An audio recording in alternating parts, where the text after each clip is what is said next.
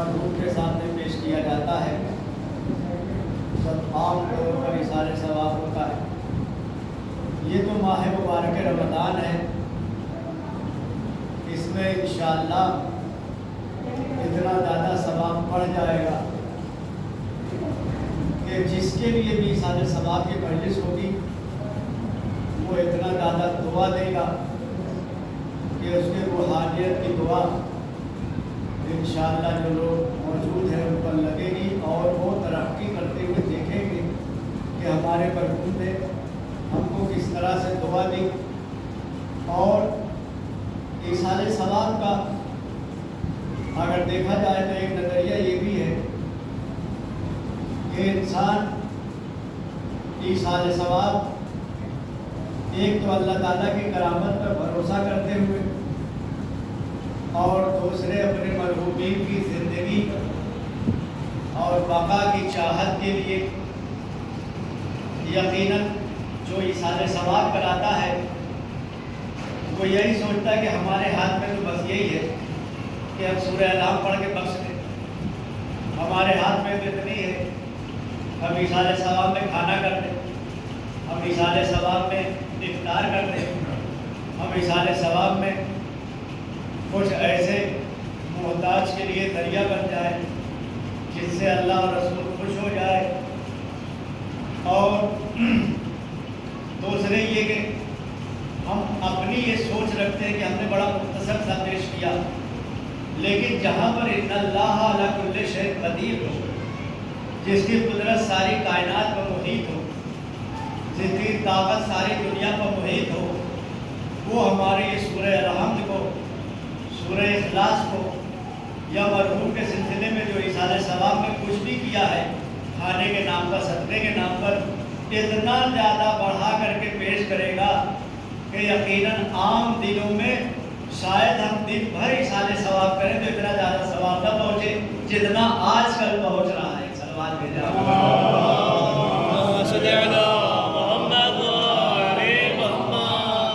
اس لیے کہ ایک آیت کا ثواب اس وقت ایک قرآن مجید کے برابر ہے۔ آپ لوگ خود جوڑ لیجیے، سورہ الحمد بسم اللہ کو لے کر کے اگر آپ شمار کریں تو کم از کم 7 قرآن ختم ہو گیا۔ پھر سورہ قل اللہ بسم اللہ کو لے کر کے اگر آپ 5 آیت بھی مانیں تو 5 تیائی 15 قرآن مجید ختم ہو گیا۔ اور اس کے بعد صلوات کا جو ثواب ہے اس کے لیے تو روایت میں ہے کہ اگر مل کر کے سارے مومنین صلوات دے دیں تو فرشتے قلم اٹھا لیتے، خدایا میں جانتا ہی نہیں اب کیا ثواب ہے، اب تیرے دل میں ہے تو ثواب کے لیے صلوات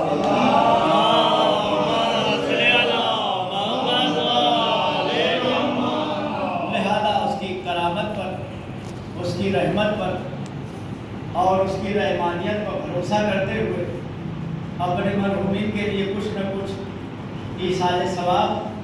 کرتے رہے، یہاں تک کہ جو آپ حضرات انشاءاللہ شبوں کے بعد فدیہ نکالیں گے۔ فدیہ میں یہ ہے کہ مسئلہ بیان کیا تھا کہ جو روزہ نہیں رکھ پا رہے ہیں کسی بیماری کی وجہ سے یا کوئی بہت زیادہ بڑھاپے کی وجہ سے، مطلب 80 سال کے 85 سال کے ہو گئے، اب تھوڑی دیر میں اگر کھلایا نہ جائے تو طاقت اور کم ہو جائے گی، لہذا اس کو کہا جاتا ہے کہ بہت زیادہ بڑھاپا اور بھوک طاری ہو جائے تو پھر ان کے لیے بھی فدیہ ہے۔ فدیہ کے لیے یہ ہے کہ گیہوں یا جو بھی نکالنا ہے دانہ وغیرہ سامنے رکھ کر کے یہ روزہ جو میرا چھوٹا ہے اس کی طرف سے میں اپنا فدیہ نکالتا ہوں قربتاً الی اللہ۔ اس طرح سے اللہ تعالیٰ کی راہ میں ایک دن کے حساب سے 1 ساعت، اور بیان کیا تھا کہ 1 ساعت تو کہا گیا ہے لیکن قرآن مجید نے کہا کہ اگر زیادہ نکالتے ہیں تو بہتر ہے۔ مثلاً آپ سے کہا گیا 750 گرام، لیکن آپ کے الحمدللہ اللہ تعالیٰ نے اتنا دیا ہے کہ آپ ایک روزے کے بدلے میں 2-3 کلو کے گیہوں نکال سکتے ہیں تو نکال دیجیے، چونکہ یہ بہت زیادہ ثواب ہے اور فدیے کے اپنے پاس بہت زیادہ تاکید ہے۔ لہذا اپنی طرف سے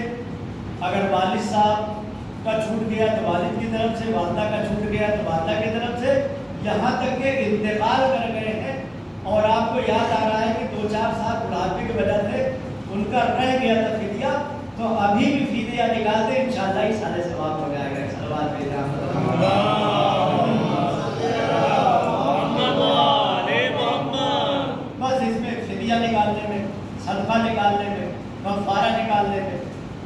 نکالنے میں، زکوٰۃ نکالنے میں ہمارا جہاں اتنا فائدہ ہے کہ ہم اپنے مال کو پاک کرتے ہیں، اپنے جسم کو پاک کرتے ہیں، روزہ رکھ کر کے اپنے بدن کی زکوٰۃ نکال رہے ہیں، اور جب مال نکالتے ہیں تو مال کے ذریعے سے جو بھی زکوٰۃ یا صدقہ نکلتا ہے مال پاک ہو جاتا ہے۔ یہ تو ظاہری فائدہ ہوا کہ یہ ہمارے لیے ہے کہ مال ہمارا، اجناس ہمارے یہ سب کے سب پاک ہو گئے، لیکن باطنی فائدہ یہ ہے کہ جتنا اللہ تعالیٰ پر یقین ہوگا، اس کے وجود پر یقین ہوگا، قیامت پر یقین ہوگا، اتنا ہی زیادہ انسان اللہ کی راہ میں نکالتا چلا جائے گا۔ اس لیے کہ باقاعدہ آیت میں بھی اشارہ ہے، روایت میں بھی اشارہ ہے کہ جس طرح سے پانی اگر بہہ رہا ہو یا کہیں پر پانی ہو، جتنا پانی آپ نکال لیں تو ایسا نہیں کہ اتنا کم ہو گیا، دوسرا پانی فوراً وہاں پر آ جاتا ہے۔ مثلا کنویں میں سے آپ نے نکالا تو جیسے نکالا اتنا پانی پھر آ گیا، دریا میں سے آپ نے نکالا، تو اسی طرح سے صدقے کے لیے ہے کہ ادھر آپ صدقہ اپنے گھر سے ہٹائیں گے، اس کا کئی گنا زیادہ آپ کے گھر میں دوبارہ برکت ہو جائے گی۔ صلوات بھیجا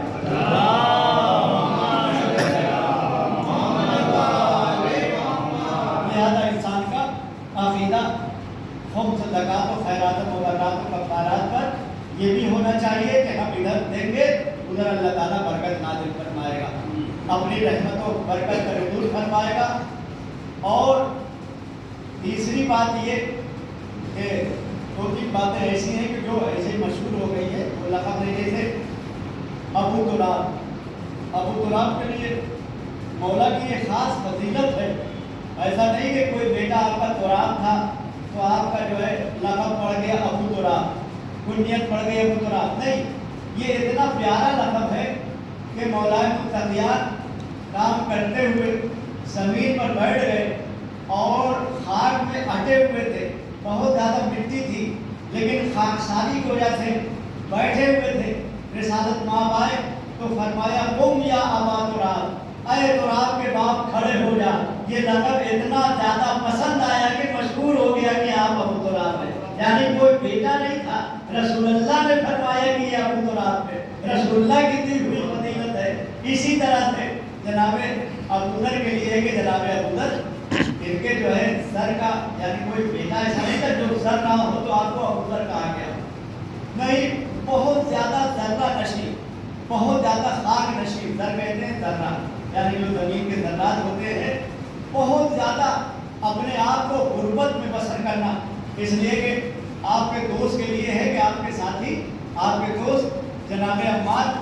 اکثر جناب ابوذر چونکہ بہت زیادہ غنی تھے، جب اسلام میں داخل ہوئے تھے بہت زیادہ مال و دولت آپ کے پاس تھا، لیکن اسلام کی حالت کو دیکھتے ہوئے جناب خدیجہ کی طرح آپ نے اپنے مال کو اتنا زیادہ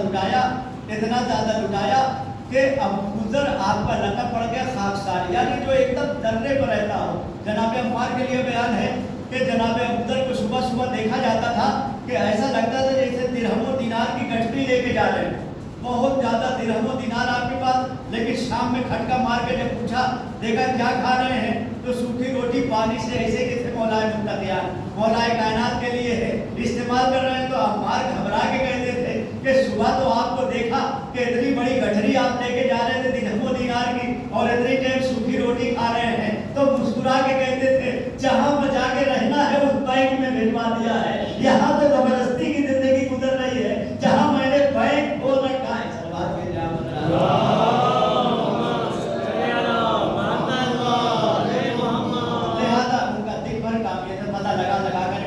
غریبوں اور مسکینوں میں سب بانٹ دیتے تھے اور شام میں پھر وہی ظاہری حالت پر لگتا تھا بہت زیادہ غریب ہو گئے، لیکن اتنی زیادہ محنت و مشقت کرتے تھے کہ پھر مولا متقیان کی طرح ہنستے تھے۔ جناب سلمان، جناب غمبر، جناب عمار یاسر، سب کے حالات ایسے، جناب مقدار، تو پتہ چلا کہ اپنے پاس جو بہت زیادہ اس کی تاکید کی جاتی ہے کہ جتنا انسان اپنے اوپر خرچ کر رہا ہے اتنے ہی اللہ کی راہ میں دیتا رہے، اس لیے کہ یہ ایقان کا مسئلہ ہے کہ جتنا اللہ پر بھروسہ بڑھتا جائے گا اتنا ہی زیادہ انسان جمع کرتا چلا جائے گا۔ اس لیے کہ ایک بینک میں کیوں جمع کرتا ہے؟ اس کو بھروسہ ہے کہ ہم نے جتنا رکھا ہے اس میں کوئی کمی واقع نہیں ہوگی، چاہے 2-4 سال پڑا رہے ہمارا پیسہ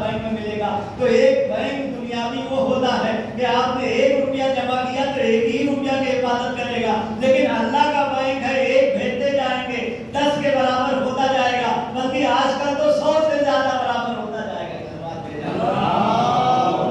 صلی اللہ محمد اور مختصر طور پر اس لیے میں نے چھیڑا اس بحث کو، اس لیے کہ جس کا ذکر چل رہا ہے، پرسوں بھی آپ نے سنا، کل بھی آپ نے سنا ماشاءاللہ، آج بھی تھوڑا تذکرہ کرنا ہے۔ امام حسن علیہ السلام کے لیے ہے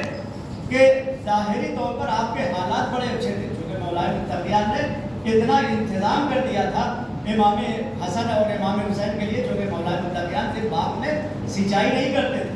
صرف الگ سے 4-5 گھنٹہ آپ محنت و مزدوری نہیں کرتے تھے، بلکہ الگ سے آپ مدینے سے باہر جا کر کے اتنا کنواں کھودتے تھے، اتنا باغ لگاتے تھے کہ باغ میں آنے والے کنبے اور خاندان کے لیے بہت زیادہ، یہی وجہ ہے کہ کبھی اگر آپ لوگ یہ روایت سنیں تو گھبرانے کی ضرورت نہیں ہے کہ سائل آیا اور آنے کے بعد آج کے زمانے سے 10 لاکھ مانگا، امام حسن گئے اٹھا کر کے دے دیا، امام حسین گئے اور تھیلی لا کر کے دے دیا۔ تھیلی ایسے ہی نہیں دی جاتی ہے جب تک پہلے سے انتظام نہ کیا جائے۔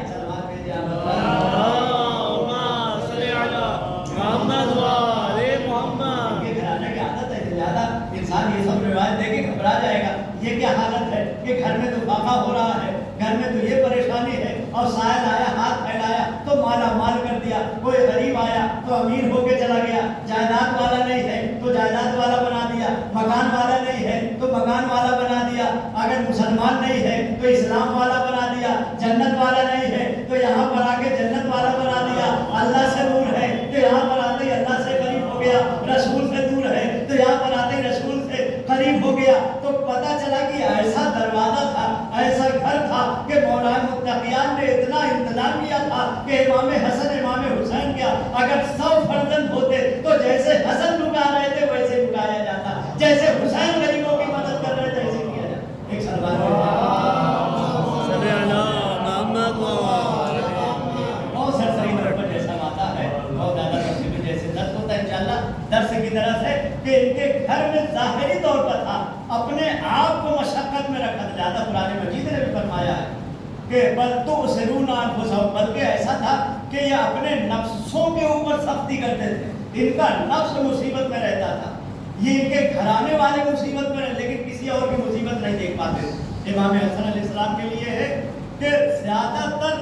آپ کے لیے ملتا ہے کہ جب چاہتے تھے اپنے گھر کا دروازہ کھول کے کہتے تھے جو چاہو لے جاؤ جس کو جو ضرورت، یعنی پتہ چلا کہ پورا مکان آپ کا خالی ہو گیا۔ امام حسن علیہ السلام کا ایک دفعہ مکان پورا خالی ہو گیا، پھر دوبارہ پھر آپ نے محنت و مشقت کیا، پھر دوبارہ خالی ہو گیا، اور اس کے علاوہ جو تھوڑا بہت بچتا تھا لے کر کے آپ پیادہ حج کرنے کے لیے چلے جاتے تھے، اور راستے بھر مکے تک جگہ جگہ گلیے اور گلی اور کوچے میں اتنا تقسیم کرتے تھے کہ مکے تک گلی گلی والے جاتے تھے امام حسن کی سخاوت کیا ہے، امام حسین کی سخاوت کیا ہے، اہل بیت کی سخاوت کیا ہے۔ یہی وجہ لوگ سمجھتے ہیں کہ کیا امام کے پاس جو جانور تھا پھر بھی پیادہ کیوں سفر کرتے تھے، یعنی ایک خچر لے کے جاتے تھے، ایک گھوڑا لے کے جاتے تھے، کبھی کبھی اونٹ لے کے جاتے تھے، اس پر تو پورا مال بھر کر کے لے جاتے تھے، لیکن خود پیدل حج کرنے جاتے تھے۔ روایت میں 25 حج پیادہ کیا ہے۔ بہرحال بہت سے لوگوں نے کافی علت بیان کیا ہے کہ کیوں ایسا کرتے تھے۔ کسی نے کہا اللہ تعالیٰ سے محبت بہت زیادہ تھی لہذا پیدل چلتے تھے، کسی نے کہا جانور کو تکلیف نہ ہو لہذا پیدل چلتے تھے، کسی نے کہا کہ مکے اور مدینے کے درمیان آپ جو ہے چونکہ آپ کی جائیداد وغیرہ تھی لہذا اس کی نگرانی کرتے ہوئے جاتے تھے۔ بہرحال سب کی علت اپنی اپنی جگہ پر، لیکن آج ایک علت اس مجلس میں جو ہمارے ذہن میں نئی پیدا ہوئی ہے وہ یہ ہے کہ ہمارا امام یوں ہی خنجر خالی لے کے نہیں جاتا تھا، یا جو ہے کوئی گھوڑا گدھا خالی لے کے نہیں جاتا تھا، اوپر اتنا مال بھر کے چلتے تھے اور حج سے کئی مہینہ پہلے نکلتے تھے، مدینے کی گلی گلی سے ہوتے ہوئے، کوئی غریب تو نہیں ہے کوئی فقیر تو نہیں ہے، اس لیے کہ حج ایسے نہیں کیا جاتا ہے، پہلے غریبوں کو غور کیا جاتا پھر حج کیا جاتا ہے، لہذا مدینے سے مکے تک تقسیم کرتے ہوئے پیدل چلتے ہوئے حج کرتے تھے۔ ایک سلوات میں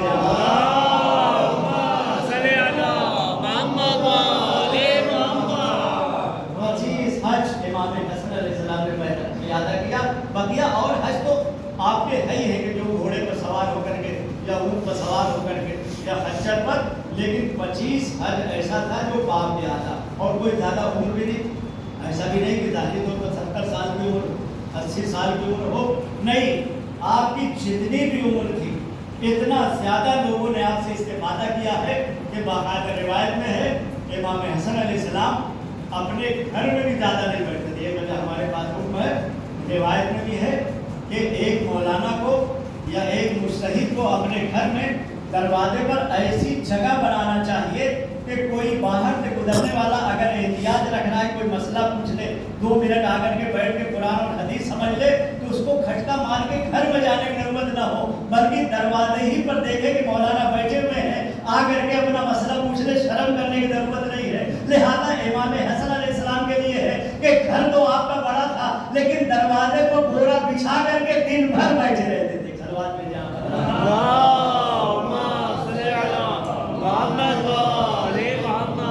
जहाँ पर दरवाजा खुलता है आपका, वहीं पर आके पूरी बिछाए नमाज के वक्त हट जाते थे। या कोई ऐसा मसला घर में आता था, उसके लिए थोड़ी देर के लिए चले जाते थे। ज्यादातर लोगों के लिए अपना पूरा टाइम वक्फ कर दिया था। लिहाजा जो भी आता था बगैर तकल्लुफ, ऐसा नहीं था कि इजाज़त लेने की ज़रूरत हो, खटका मारने की ज़रूरत हो। बहुत ज़्यादा परेशान यही वजह है कि जो शामी आया, वरना असहाब जिसको घेरे रहे, इतनी आसानी से कोई सुना के चला जाएगा, इतनी आसानी से कोई कुछ बात कर जाएगा। आ करके अभी दहलीज पर खड़ा हुआ है, जैसे ही दहलीज पर आया और बोरी पर बैठा हुआ इमाम हसन को देखा, न जाने एक सांस में कितनी गालियां दे दिया उसने, चूंकि शाम से आया था।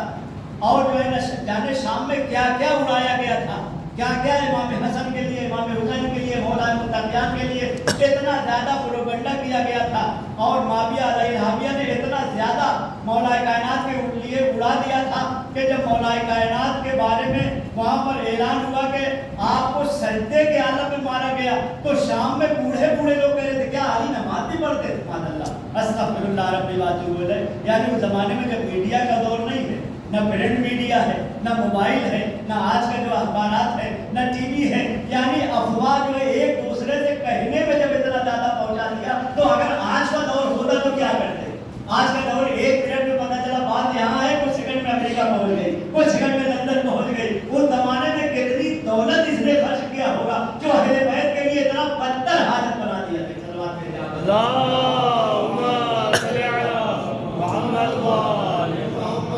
लिहाजा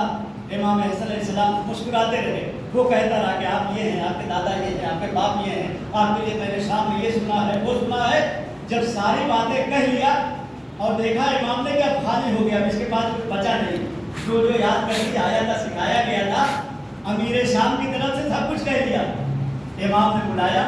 अपने बगल में बिठाया और बिठाने के बाद सबसे पहले चेहरे को देख के कहा कि तू मुसाफिर लग रहा है, सफ़र से आया है, यकीनन जब दूर से कोई आता तो भूखा रहता, पहले चल मेरे घर में खाना खा ले। तो इमाम हसन अलैहिस्सलाम जहाँ बैठे थे वहाँ से अपने गुजरे में लेकर दस्तरखान दिखाया, वहाँ पर बैठाया, खाना खिलाया। उसके बाद थोड़ी देर बाद लिबास हिला के कहा कि तेरा लिबास भी बड़ा पुराना हो गया, सफ़र लंबा है, मैं अपना लिबास देने के लिए तैयार हूँ। लिबास दे दिया। फिर इमाम ने फरमाया कि तेरी सवारी भी ऐसी है कि अब जाने लायक नहीं, मेरा घोड़ा भी ले दे जा। उसके बाद कुछ और चीजें इमाम ने पूछ करके कि अगर ममरूद है तो पर्दा अदा कर दे। इतनी बातें सुनने के बाद जल्दी से घर से बाहर निकला और निकल के कहता है कि जब तक मैं घर में दाखिल नहीं हुआ था सबसे बदतर इंसान आप थे, लेकिन अब घर से निकल रहा हूँ सबसे बेहतर इंसान आप हैं। आपसे बढ़ करके कोई मेरी निगाह में नहीं।